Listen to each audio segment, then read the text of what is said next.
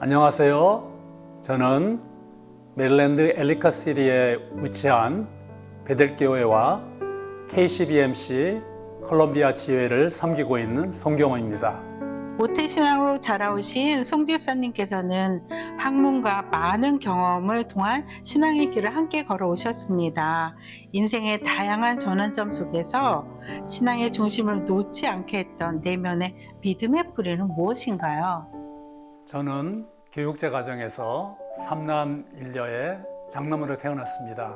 일찍이 저희 가정에서 가장 먼저 신앙생활을 하시던 어머님의 기도와 간구로 어린 시절을 보냈고, 특별히 주일학교에 가서 찬양하고 예배드린 것을 아주 즐거움으로 누리고 살았죠. 어렸을 때 제가 위인전인 걸 많이 좋아했는데, 많은 위인들 중에 특별히 저를 감동시킨 위인은 아프리카에 가서 의사로서 선교사로 평생을 헌신하신 슈바이처 박사님의 그 이야기가 저에게 큰 감동으로 다가왔습니다. 그리고 저의 믿음을 찾게 된 계기는 2016년도에 베델교회 남성 중창단 대원들과 함께 코람데오 중창단인데요.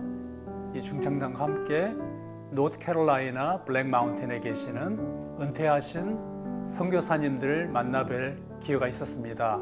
남장로교 선교사님을 만나 뵀는데 그분들이 저의 신앙의 뿌리가 되었다는 것을 그때 깨닫게 되었죠. 고 로이스 린턴 여사님과 그리고 많은 남장로교 선교사님을 뵀을 때 그분들이 순천에서 사역하셨다는 것을 알게 되었죠. 1950년대에 순천 지역에서 선교 사역을 하시던 린턴 선교사님 부부를 통해서 저 외숙모님께서 신앙생활을 시작하셨는데, 저희 외갓집에 외숙모님께서 시집 오시고 저희 어머님이 처음으로 복음을 듣게 되고 믿음을 갖게 되었습니다. 모태신앙으로 신앙생활을 시작하게 되었던 것이죠. 세상의 성공과 안정된 위치에 있었을 때조차 하나님께서 개입하셔서 삶의 방향을 바꾸신 순간들이 있었다고 하셨습니다. 송 집사님께서는 언제 어떤 계기를 통해 하나님의 시간표가 나의 계획을 초월한다는 것을 실감하셨나요? 인생을 되돌아보면 저의 계획과 인생의 목표가 이루어지지 않은 경우가 많이 있었던 걸 생각이 되고, 또한 지금 돌이켜볼 때 그것이 하나님께서 인도하시는 길이 아니었나 그렇게 회고를 해봅니다.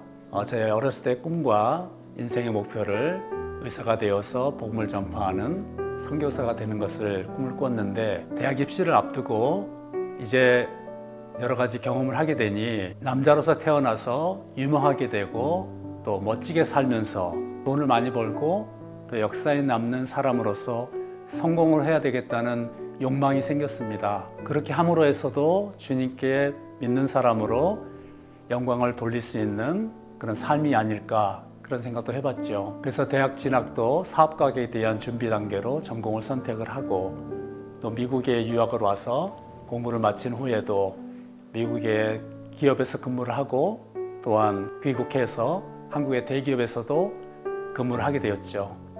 그런 과정에서 많은 성과를 내므로 해서 40세가 되기 전에 다국적 기업의 아시아 태평양 지역 대표가 됐습니다. 그럴 때마다 제 스스로 생각하는 것은 예수님을 잘 믿었더니 이러한 축복을 주시는구나 하는 기쁨을 맛보면서도 또한 감사의 기도가 있었어요. 그래서 간증을 부탁받을 때마다 그렇게 얘기를 했죠. 예수님을 열심히 믿으니 하나님이 이러한 축복을 주신다, 이런 말씀을 나누기도 했는데요.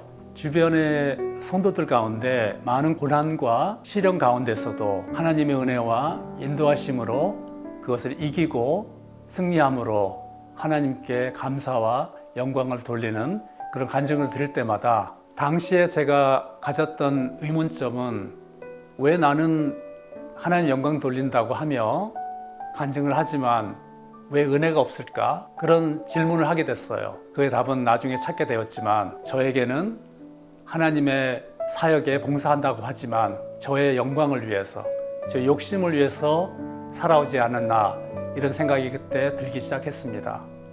저의 당시의 신앙생활은 겉으로 보기에는 신실하고 봉사 열심히 하는 교회 안수 집사였지만 속으로는 하나님께서 기뻐하지 않는 삶을 살고 있었던 것으로 지금 생각합니다. 저는 단지 일요일 교인에 불과했던 것이죠. 저에게 고난의 세월이 시작된 것은 그 후에 몇 년이 지나지 않아서 시작되었습니다. 미국에 출장차 와 있는 동안에 아내와 아들과 딸이 딸의 운전하는 차에서 사고가 나서 그 순간에 아내는 소천을 하고 아들과 딸은 중환자실에 입원했다는 그런 말씀을 듣고 귀국을 했습니다. 많은 슬픔 가운데 장례식을 마치고 그동안 다니지 않던 새벽 기도를 다니기 시작하면서 하나님께 기도했습니다.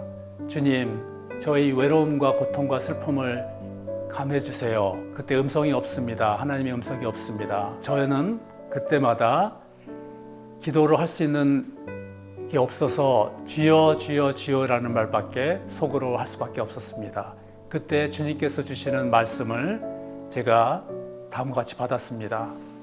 이사야서 41장 10절 말씀에 두려워 말라 내가 너와 함께함이라 놀라지 말라 나는 내 하나님이 됨이라 너를 굳세게 하리라 참으로 너를 도와주리라 참으로 나의 의로운 손으로 너를 붙들리라.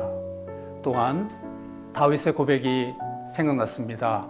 시편 23편 4절 말씀에 내가 사망의 음침한 골짜기로 다닐지라도 해를 두려워하지 않을 것은 주께서 나와 함께 하심이라. 주의 지팡이와 막대기가 나를 안위하시나이다.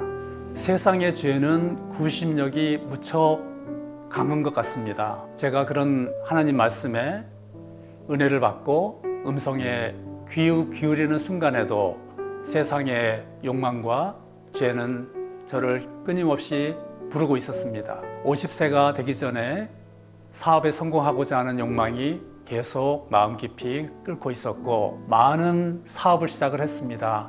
하지만 실패를 거듭하고 3년의 시간을 보내고 그때서야 다시 주님 앞으로 돌아오는 시간을 갖게 되었죠. 그때 모든 것을 내려놓고 1년 동안 경기도 오산리에 있는 최자실 기도원에 가서 새벽 기도, 아침 예배, 말씀 묵상, 그리고 저녁 예배로 시간을 드리고 감사와 기쁨의 시간을 갖게 되었습니다. 또한 거기에 오는 모든 기도원에 있는 성도들이 열심히 기도함으로 해서 옆에서 볼 때만 해도 마음으로 그분들의 신앙에 같이 동참할 수 있는 그런 시간을 가졌죠. 그런 어려움을 겪고 백수로 오랜 시간을 지낸 후에 마침 메릴랜드에 있는 본사에서 사업 전략과 글로벌 마케팅 책임자를 저에게 제안을 했습니다. 그래서 13년 전에 메릴랜드로 이주하게 되었죠. 그것은 지금 생각하면 주님의 강권과 계획 가운데 있는 저 인생의 여정이 아니었나 이렇게 생각합니다. 이 질문에 대한 답변을 마무리하면서 주님의 말씀을 나누고 싶은데요. 요한일서 2장 16절에 세상에 있는 모든 것이 육신의 정욕과 안목의 정욕과 이생의 자랑이니 다 아버지 하나님께로부터 온 것이 아니요 세상으로부터 온 것이니라. 오늘의 양식 편집인으로 섬기신 지난 5년의 시간은 단순한 편집을 넘어 말씀을 삶으로 깊이 새기는 여정이셨을 것 같습니다.